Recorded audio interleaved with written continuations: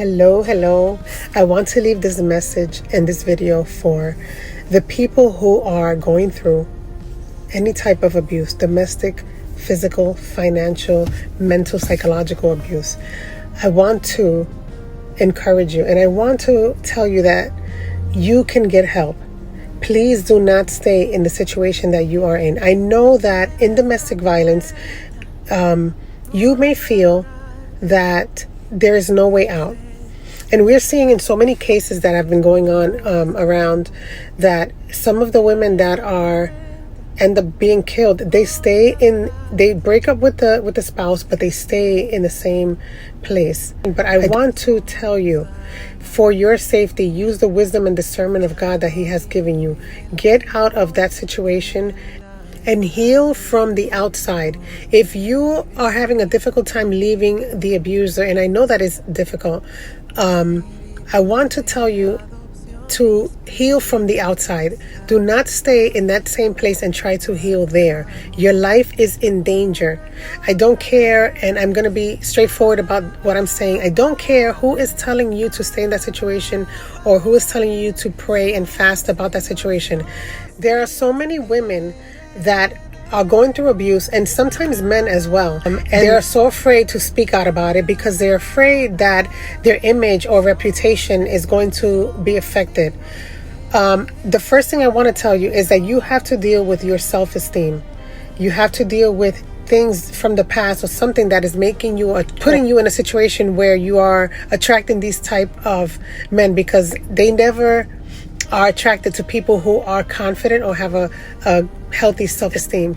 They always tend to gravitate to people with low self-esteem and other issues, because some of these things are easier said than done.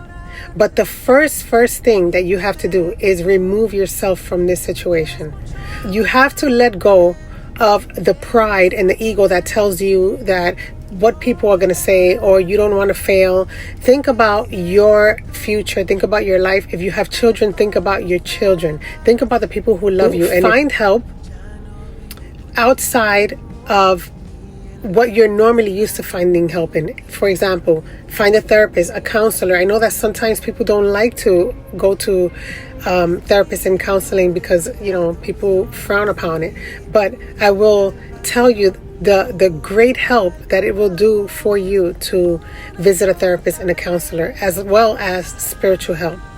You see, the fact is that domestic violence is a bondage. It bonds you with people who abuse you because there is something inside of you that has not healed.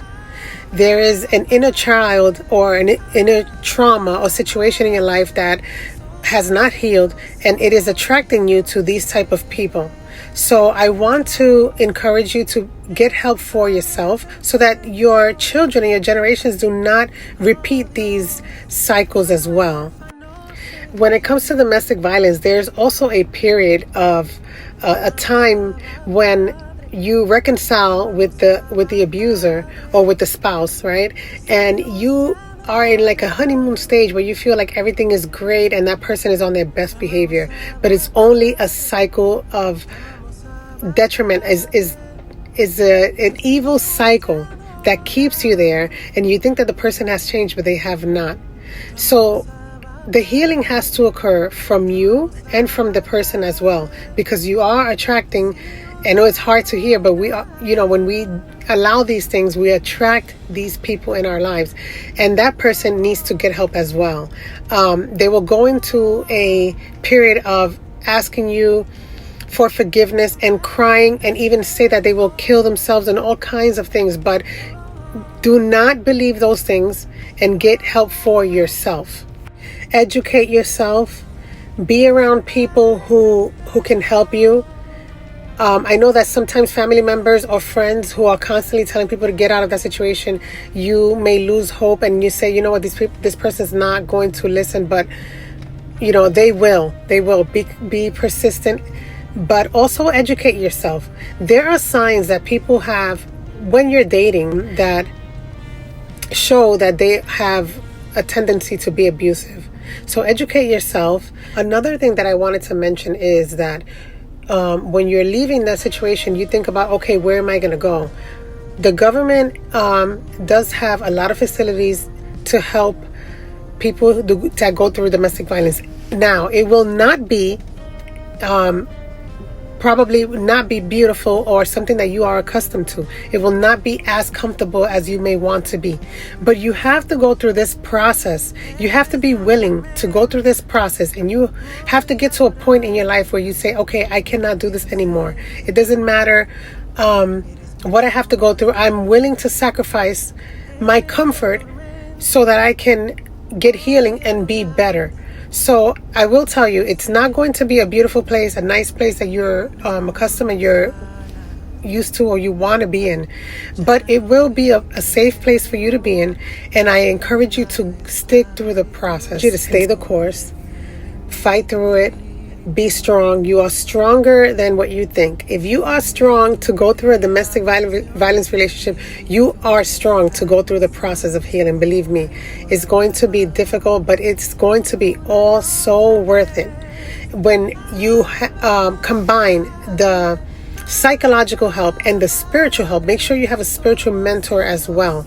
And also, be willing to lose a few things, may it be material things or whatever, or even people. It doesn't matter. When you go through that process, you will thank God that you did.